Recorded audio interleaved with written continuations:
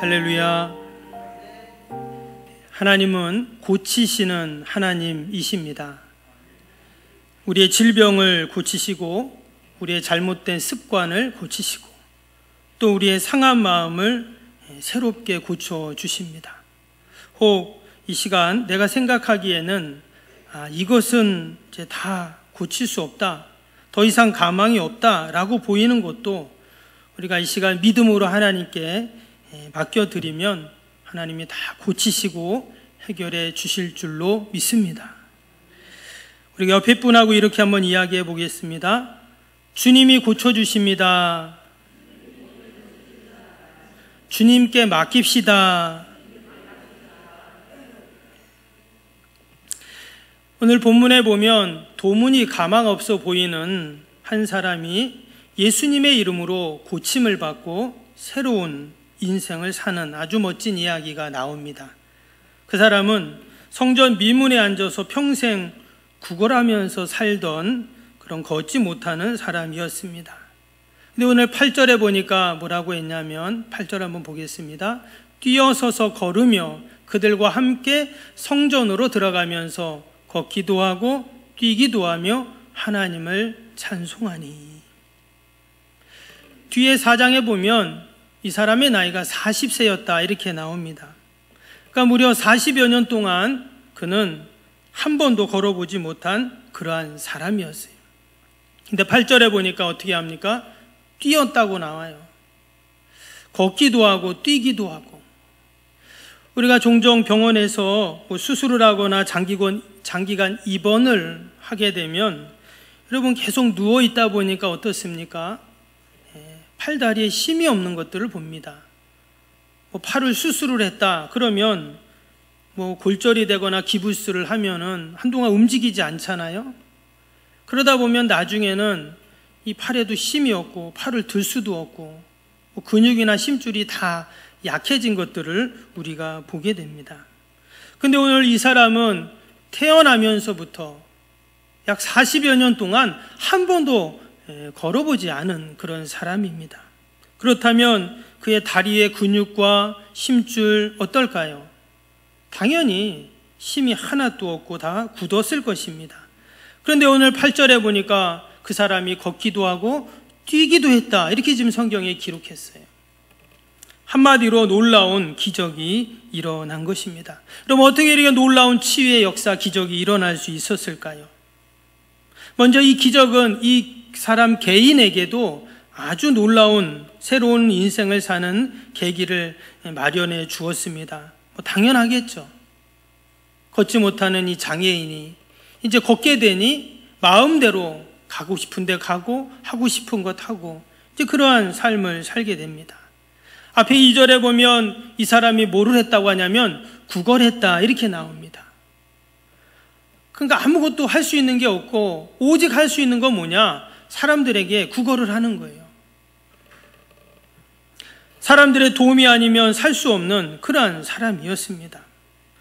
그리고 성전의 그 문 앞에 앉아가지고 지나가는 사람들에게 그렇게 던져주는 한 푼 두 푼으로 하루를 살아가는 그러한 인생이었어요. 그런데 이제는 인생이 바뀌어졌어요. 다른 사람의 부축을 받지 않아도 또 이동할 수 있고 원하는 곳에 아무 데나 갈 수 있는, 무엇보다 더 이상 사람들에게 구질구질하게 구걸하지 않아도 되는 그러한 삶을 살게 된 것입니다. 여러분, 사람이 살아가면서 가장 비참할 때가 언제입니까? 다른 사람에게 손을 내밀 때예요. 거기에는 자기의 자존심도 없고 교만도 없고 위선도 설 곳이 없습니다. 왜? 내가 살아야 되니까. 근데 이 사람은 무려 40여 년 동안 이런 비굴한 삶을 살았다는 거예요. 그런데 오늘 그가 이제 걷게 되고 뛰게 되었어요. 이제는 그런 비굴한 삶을 살지 않아도 되고 너무나 기쁜 날이고 다시 태어난 거듭난 날이다라는 것입니다. 뿐만 아니라 이 사건은 개인의 치유만으로 끝난 사건이 아니었습니다. 초대교회가 시작되는 시점에 아주 상당한 중요한 그런 사건이었습니다. 왜냐? 이 치유 사건 이후에 이제 초대교회가 어마어마한 부흥의 역사가 일어나게 됩니다. 오늘 마지막 읽었던 9절, 10절 다시 한번 보시면 모든 백성이 그 나면서부터 걷지 못한 자죠. 그 사람이 걷는 것과 하나님을 찬송함을 보고 그가 본래 성전 미문에 앉아 구걸하던 사람인 줄 알고 그에게 일어난 일로 인하여 심히 놀랍게 여기며 놀라니라. 사람들이 놀라고 또 놀랐어요. 늘 성전 그 문 앞에 앉아가지고 구걸하던 사람인 걸 알고 있는데 그 사람이 막 뛰어다니니까 당연히 놀랄 일이죠. 그래서 사람들이 도대체 이게 어떻게 된 일이냐, 누가 이런 일을 행했냐, 알고 봤더니 베드로라는 사람인 것을 알게 됩니다. 그래서 사람들이 베드로에게 몰려오기 시작합니다.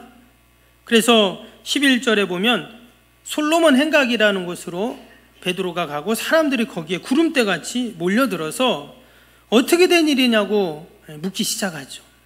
그때 베드로가 뭐라고 했냐면 12절에 이런 말씀이 나옵니다. 12절 보시면 베드로가 이것을 보고 백성에게 말하되 이스라엘 사람들아, 이 일을 왜 놀랍게 여기느냐?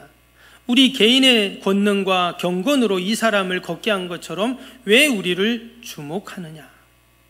한마디로 이것은 내가 고친 게 아니라는 거예요. 누가 고쳤습니까? 여러분, 예수님이 고치셨는 줄로 믿습니다. 주님이 행하신 놀라운 기적이라는 거예요. 그리고는 이제 사도행전 4장부터 사람들에게 복음을 전하기 시작합니다. 그 성전 미문에 앉아 있었던 그 사람을 고쳤던 그 주님이 어떤 분인지를 베드로가 쫙 설명을 하는 거예요. 그랬더니 사도행전 4장 4절을 보면 말씀을 들은 사람 중에 믿는 자가 많으니 남자의 수가 약 5,000명이나 되었더라. 여러분, 말이 5,000명이지 아마 이 운동장에 5,000명이 왔다고 생각해 보세요. 어마어마할 겁니다. 지금 베드로가 설교를 하는데, 복음을 전하는데 남자 수만 5,000명이에요. 그 이후로 이제 초대교회는 엄청난 부흥의 역사가 일어나게 됩니다. 본격적으로 교회들이 불길같이 번져 나가기 시작한 거죠. 그래서 예루살렘에서 사마리아로, 사마리아에서 유대로, 유다에서 이제 로마로 계속 복음이 이제 퍼져 나가기 시작한 것입니다. 오늘 이 시간 이 말씀을 통해서 나를 고치시고 치유하시는 우리 주님을 만날 뿐만 아니라 더 나아가서 놀라운 붕의 역사를 이루어 가시는 하나님의 섭리와 계획을 발견하는 여러분, 저와 여러분이 되시기를 축복합니다. 먼저 오늘 이 말씀을 보면 이 놀라운 치유의 역사가 일어난 시점이 참 중요합니다.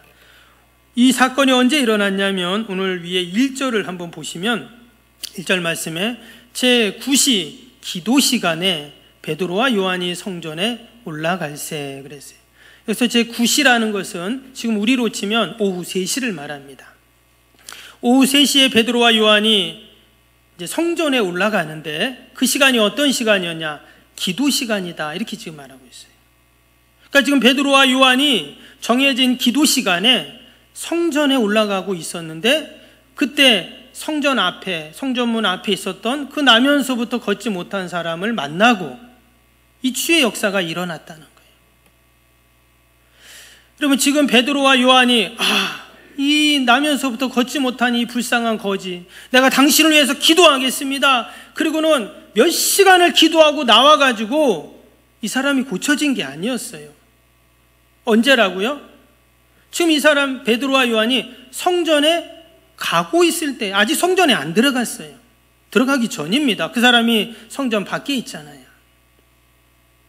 무슨 말이냐면 하나님은 때로는 우리가 기도하러 성전에 가서 열심히 기도했을 때 응답해 주시기도 하지만 때로는 성전에 가는 그 전에 이미 하나님께서 이런 놀라운 치유의 역사를 이루신다는 거예요. 다른 말로 하면 하나님께서는 우리가 주님 전에 오는 것을 이렇게 기뻐하신다라는 것입니다. 오늘도 우리가 주일을 맞이해서 주님 전에 왔습니다. 하나님, 우리의 발걸음을 귀하게 복되게 여기실 줄로 믿습니다. 아멘. 또 한 가지는 지금 하나님은 이 기도의 사람들을 통해서 역사를 하셨어요. 지금 이 성전 미문에 앉아 있었던 이 거지가 여러분 믿음 충만, 말씀 충만, 성령 충만했을까요? 그렇지 않습니다. 오늘 3절에 보니까 그 거지가 베드로 요한이 성전에 들어가라는 보고 구걸하거늘 그랬어요. 나에게 좀 한 푼 주세요. 이렇게 구걸을 하고 있었습니다. 성경을 아무리 읽어봐도 지금 이 사람이 믿음 충만, 말씀 충만, 은혜 충만해서 고침받은 게 아니었다는 거예요. 여전히 그는 뭐예요? 5절을 보세요. 그가 그들에게 무엇을 얻을까요? 바라보고늘 그랬어요. 그는 오로지 돈을 원했던 것입니다. 그게 구걸의 목적이에요. 베드로와 요한을 바라봤던 이유였습니다. 우리가 이 사건을 통해서 하나님이 우리에게 들려주시는 귀한 말씀이 있습니다. 그것은 바로 하나님은 기도를 통해서 역사하신다는 거예요. 아무리 암담하고 처참하고 불가능해 보여도 하나님은 기도의 사람들을 통해서 늘 하나님의 역사들을 이루어 가십니다. 그 고통의 현장, 아픔의 현장, 내 힘으로 해결할 수 없는 그 자리에 우리가 믿음의 씨앗을 기도로 뿌릴 때 여러분 거기가 소망의 현장이 되고 치유의 현장이 되고 부흥의 현장이 되는 은혜가 있는 줄로 믿습니다. 또 오늘 이 사건의 장소가 참으로 중요한데요. 말씀드린 것처럼 어디라고 했습니까? 미문이라고 했습니다. 이 미문이라는 것은 예루살렘 성벽이 보면 8개의 문이 있습니다. 한번 지도를 한번 보시면 정확히는 보이지 않는데 삥 둘러서 8개의 문이 있어요. 우리도 서울에 가면 서울에 무슨 동대문, 남대문 이런 문들이 있는 것처럼 성을 삥 둘러싸가지고 8개의 문이 있는데 그 중에 가장 오른쪽에 동문이라고 하는 이 문을 미문이라고 그렇게 이제 이야기를 합니다. 이 미문은요, 우리말로 미문이죠. 아름다울 미자를 써서 아름다운 문이다 이 말이에요. 영어로는 골든 게이트 또는 황금문이라고 그렇게도 이야기를 합니다. 그래서 겉으로 보기에는 그렇게 화려하지 않은데 이 문을 열고 들어가면 그 안쪽에 청동과 금으로 그렇게 도금을 해놨다. 그래서 화려한 장식이 많아서 미문 또 골든 게이트라고 그렇게 이야기를 합니다. 한번 사진을 한번 더 보여줄까요? 바로 이 성벽이고요. 성벽 이제 중간에 보면 동쪽에 이 문이 이렇게 있습니다. 근데 문이 보니까 문이 2개로 되어 있어요. 그래서 오른쪽으로는 사람들이 들어가고 왼쪽으로는 사람들이 이제 나오는 그런 문입니다.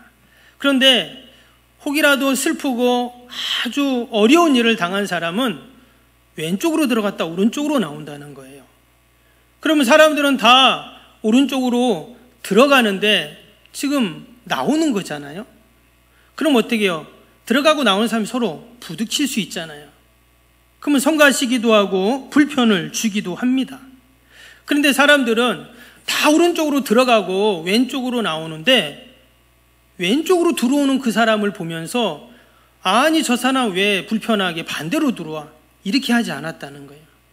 지나가면서 그 사람을 보면서 하나님 저에게 하나님의 위로가 있기를 원합니다. 이렇게 말을 하면서 위로와 축복을 해 주었다는 거예요. 그래서 이 미문을 가르쳐서 자비의 문 또는 회개의 문이라고도 그렇게 이야기를 합니다. 지금은 이 미문이 닫혀 있습니다. 아예 그냥 벽돌로 다 막혀 있어요. 이후로 적들의 침입 때문에 막아 놓았지만 유대인 전통을 보면 하나님께서 저 문을 열고 성전으로 들어오셨다는 거예요. 그리고는 문이 닫힌 거예요. 그럼 언제 열릴까요? 주님이 다시 재림하실 때 저 문이 확 열린다는 거예요. 열리면서 어떤 일이 있냐? 하나님의 심판이 있다라는 거죠. 그래서 어떤 종교학자들은 말하기를 저 문이 열릴 때 바로 아마겟돈의 전쟁 또 하나님의 심판이 있을 것이다. 이렇게도 이야기를 하는 그런 사람들도 있습니다. 그래서 저 문은 황금문, 미문, 자비의 문, 또 회개의 문, 또 영원한 생명의 문이라고도 합니다. 사진엔 잘 보이지 않지만 마지막 주님이 저 문으로 재림에 들어오시기 때문에 저 문 바로 앞에 말 그대로 공동묘지입니다. 엄청난 그 석관묘들이 쫙 유대인 또 이슬람교의 그 성지로 그들이 여기면서 저기를 지금 무덤가로 쓰고 있어요. 왜냐? 주님이 재림이 저쪽으로 하시니까 가장 먼저 살아나야 되잖아요. 그러니까 줬다가 시신을 갖다 놓은 거예요. 그래서 저기를 생명의 문이다 이렇게도 사람들은 이야기합니다. 이처럼 아름다운 모양의 문이고 은혜가 넘치고 신앙적 종교적인 깊은 의미를 갖고 있는 이 미문에 지금 누가 앉아 있다고 했죠? 나면서부터 걷지 못하는 사람이 지금 앉아서 구걸을 하고 있습니다. 2절 한번 다시 볼까요? 2절 다시 한번 보시면 나면서 못 걷게 된 이를 사람들이 메고 오니 이는 성전에 들어가는 사람들에게 구걸하기 위하여 날마다 미문이라는 성전문에 두는 자라. 누군가 사람들이 매일같이 이 걷지 못하는 사람을 이 미문 앞에다가 데려다 놓았습니다. 그리고 성전을 드나드는 사람들에게 자비와 위로를 구걸하면서 이 사람은 하루하루 살아가고 있습니다. 누군가 갖다 데려다 준 것만 해도 너무나 고마운 일이에요. 왜? 내 힘으로 못 가니까.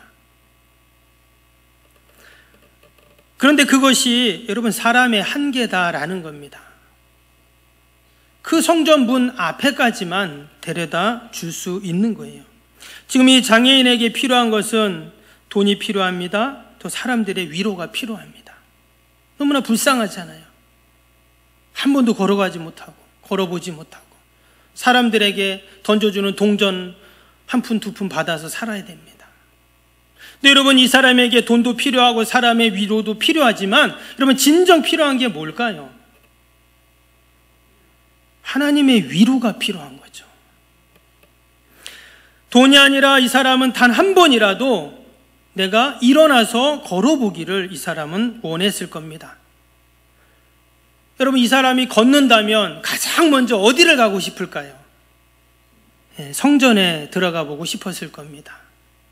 그것을 알 수 있는 것이 오늘 마지막 절에 보면 이 사람이 일어나서 가장 먼저 어디로 들어갔어요? 걷기도 하고 뛰기도 하며 성전에 가서 그랬어요. 성전으로 뛰어 들어갔다라는 겁니다. 이것은 다른 말로 하면 이 사람은 누구보다 성전에 들어가고 싶었던 사람이에요. 근데 들어갈 수가 없어요. 당시에는 아무나 성전에 들어갈 수가 없었기 때문입니다. 죄인이나 세리들, 병자들은 성전에 들어갈 수가 없어요. 그냥 거룩한 성전이기 때문에 당시에 사람들은 저 사람이 어떤 질병이 있다 그러면 죄 때문에 그렇다 그렇게 율법적으로 그들은 정죄했기 때문에 생각했기 때문에 거룩한 성전을 훼손한다 여긴 거예요. 그러니까 이 사람은 육신도 힘들고 삶도 힘들고 신앙적 종교적으로도 너무나 불쌍한 그런 삶을 살고 있었던 사람이죠. 근데요 놀라운 것은 베드로와 요한이 성전에 들어가서 기도하러 가기 전에 이어지는 오늘 4절을 한번 보겠습니다. 베드로가 요한과 더불어 주목하여 이르되 우리를 보라 하니 그랬어요. 지금 베드로와 요한이 누구를 주목해 봤냐면 바로 그 성전 미문에 앉아서 구걸하는 그 사람을 주목했다. 지금 이렇게 나와요. 이 주목하다는 단어가 아티나사스라는 단어인데요. 관심을 갖고 애정 어린 그러한 눈빛으로 본다 이런 뜻이에요. 베드로도 다른 사람들처럼 그냥 동전 하나 던져주고 빨리 기도하러 갈 수 있습니다. 근데 어떻게 했다고요? 애정 어린 눈으로 불쌍히 여기는 마음으로 긍휼히 여기는 마음으로 그 사람을 봤다는 거예요.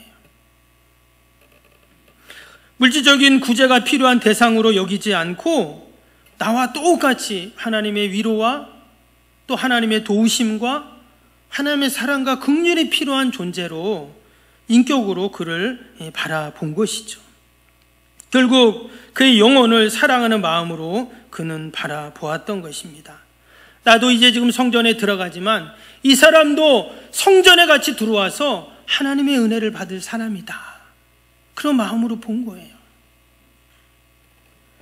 여러분 더불어서 여러분, 지금 우리가 다 성전에 와 있습니다. 그런데 나하고 함께 성전에 와야 할 사람들이 너무 많아요. 누가 있을까요? 우리 자녀들이 있죠. 우리 부모가, 형제가 있습니다. 우리 이웃들이 있고요. 오랫동안 신앙의 잠을 자고 있는 우리 성도들이 있습니다. 그리고 우리가 그들을 어떻게 봐야 할까요? 베드로와 요한처럼 우리도 주목하여 보는 저와 여러분이 되시기를 축복합니다. 근데 여전히 그 성전 미문에 앉아 있었던 그 사람은 성전 밖에 있습니다. 말씀드린 것처럼 그 사람은 들어올 수가 없어요. 데리고 오고 싶어도 성전에 데리고 올 수 없어요. 성전 앞에서 그 사람을 막기 때문입니다. 병자는 못 들어와 하면서 막는 거예요. 근데 오늘 이 사건이 참으로 놀라운 것은 뭐냐면요, 지금 이 병자가 고침을 받았어요.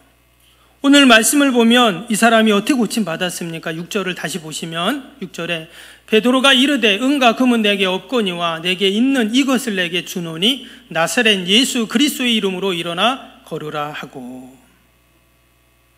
나사렛 예수의 이름으로 일어나 걸으라 이렇게 선포하니까 이 사람이 일어났어요. 할렐루야. 아마 믿지 않는 사람이 이야기를 들으면 40년 동안 한 번도 걷지 못한, 그래서 다리와 근육이 다 굳어버리고 휘어져 버린 이 사람이 나사렛 예수의 이름으로 일어나 걸으라 하니까 걸었습니다. 뛰었습니다. 말도 안 되는 소리, 이렇게 말할 거예요.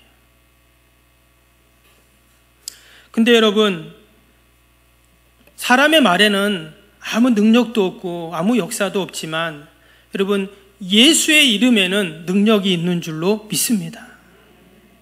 십자가에서 비참하게 처참하게 죽으신 그 주님, 그러나 말씀대로 3일 만에 영광스럽게 부활하셔서 무려 40일 동안 이 땅에 계시면서 하나님 나라의 일을 말씀하시고 하늘로 승천하시면서 성령을 우리에게 보내주시어서 이제는 늘 그 주님이 성령님으로 저와 여러분과 함께 하시는 줄로 믿습니다.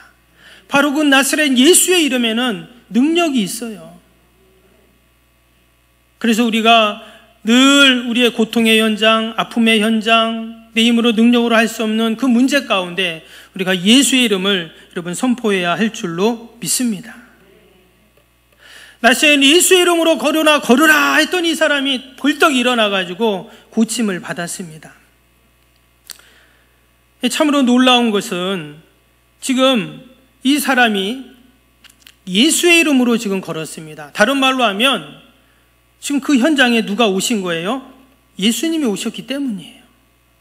아까 4장에 그랬죠. 베드로가 왜 나한테 주목합니까? 내가 한 일이 아닙니다. 예수님이 하신 일입니다. 그랬잖아요. 그러니까 이 지금 병자를 고친 사람은 누구냐? 예수님이세요. 근데 예수님은 원래 어디 계셔야 합니까? 성전 안에 계시죠. 하나님은 성전 안에 계시잖아요. 그래서 사람들이 다 성전을 가는 겁니다. 그리고 그 병자는 못 들어오게 하는 거예요. 근데 어떤 일이 일어났다고요? 하나님께서 성전 밖으로 나오신 겁니다. 도무지 성전에 들어올 수 없으니까 그 병자의 현장으로 우리 주님이 찾아가신 거예요. 여러분, 이것이 바로 사랑이고 은혜인 줄로 믿습니다. 이 사람은 한 발자국도 움직일 수 없어요. 그 마음은 성전에 가고 싶지만 갈 수가 없습니다. 하나님은 그것을 너무나 잘 아셨기 때문에 하나님이 직접 그 절망의 현장으로 찾아가 주신 것입니다.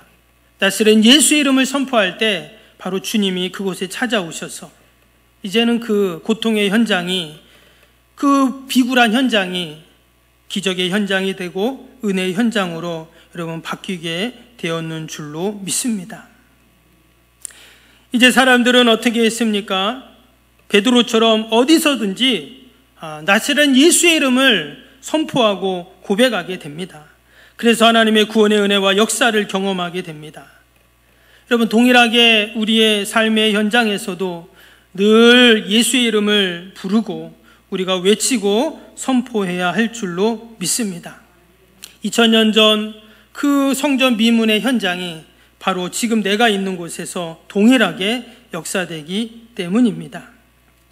말씀드린 것처럼, 또 말씀 읽은 것처럼 지금 고침받은 이 사람이 가장 먼저 한 일이 뭡니까? 그는 집으로 달려가지 않았습니다. 그리고 베드로에게 찾아가 고맙다고 하지도 않았어요.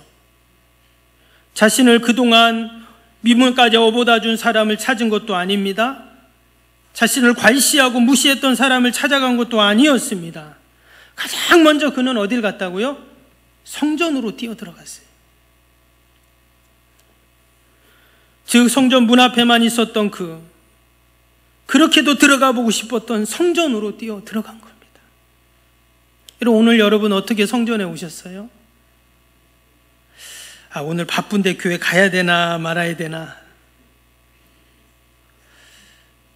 아마 간절함으로 오신 분도 계시지만 그냥 얼떨결에, 아니면 내가 늘 가던 교회니까, 또 예배 시간 됐으니까 우리가 이런 마음으로 올 수도 있습니다. 그래서 사실 오늘 이 본문에 나오는 나면서부터 걷지 못했던 사람은 바로 저와 여러분들입니다. 우리 주님이 직접 나의 삶의 현장에 찾아오셔서 영원히 걸을 수 없었던 영적인 나면서부터 안진병이었던 나를 걷게 하셔서 우리를 성전으로 인도하셨는 줄로 믿습니다.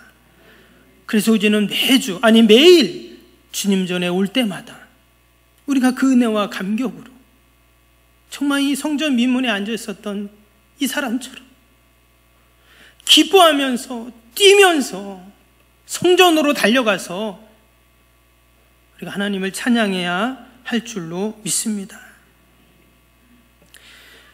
성경에는 이 사람에 대한 이후의 글이 없습니다. 이 사람 이후로 어떤 삶을 살았는지, 어떻게 되었는지 알 수 없어요. 그러나 우리가 추측할 수 있는 것은 분명 이 사람은 이후로 하나님이 자신에게 베풀어 주신 그 은혜를 잊지 않고 살았을 것입니다. 그리고 누구보다 가장 먼저 성전에 가서 하나님을 찬양하고 예배하고 성전 가서 청소하고 가장 먼저 솔선수범으로 봉사하고 할 수만 있다면 가장 귀한 것을 하나님께 드리었던 그런 사람이 되었을 겁니다. 더 나아가서 그의 삶의 현장에서 자신처럼 성전에 가지 못하는 수많은 가족들, 이웃들, 형제들, 친구들을 볼 때마다 나르센 예수 이름으로 명하노니 일어나라 선포하고 다녔을 거예요. 전도했을 겁니다. 우리가 한 주간을 살면서도 여전히 성전 미문에만 앉아있는, 성전에 오지 못하는 우리의 이웃들, 가족들, 친구들, 사랑하는 사람들이 있습니다. 여러분들, 우리가 그들을 생각할 때마다 너무나 안타까움이 있어요. 그러나 그 마음으로 끝나지 말고 우리도 베드로와 요한처럼 나사렛 예수의 이름으로 일어나 걸으라 여러분 선포하는 저와 여러분이 되시기를 주님의 이름으로 축복합니다.